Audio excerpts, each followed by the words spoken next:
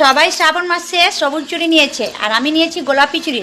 কিসের জন্য আমি এই রঙের চুড়ি নিয়েছি সেটা অবশ্যই তোমাকে ভিডিওর মাধ্যমে বলবো। এটা সবুজ চুড়িটা যেটা বলছি সেটা প্রায় বলতে পারো 3 থেকে 4 বছরের মধ্যে হয়তো প্রচলিত বেশি হচ্ছে। তাও কিসের জন্য জানো? এই সোশ্যাল মিডিয়ার জন্য। কারণ সোশ্যাল মিডিয়া আছে বলে এই যে বলে না দেখা দেখি একটা যে কোনো কাজ মানুষের একটু বেশি আগ্রহ বাড়ে।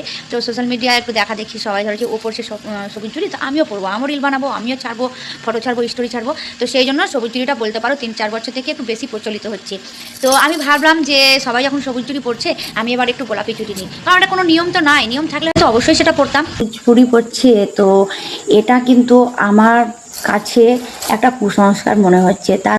তবে হ্যাঁ, কাঁচের চুড়িটা বলতে পারো শখের বসে না করতে দারুণ লাগে, কারণ এই যে ঝনঝন ঝনঝন করে আওয়াজ হচ্ছে না, এই আওয়াজটা আমার ভীষণ ভালো লাগে। আর আমি সেই জন্য দেখো শাড়ির ম্যাচ করে আমি কিন্তু কাঁচের চুড়িটা পরে নিয়েছি।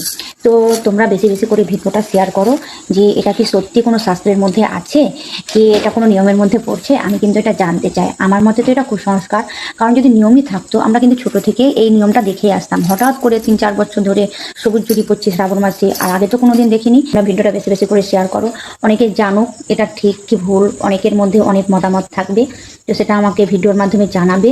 তো আর আমাকে দেখো এরকম দেখে কেমন লাগছে অবশ্যই কমেন্ট করে তোমরা বলবে। আর ভিডিওটা আমি চাই ভিডিওটা বেশি বেশি করে শেয়ার করো।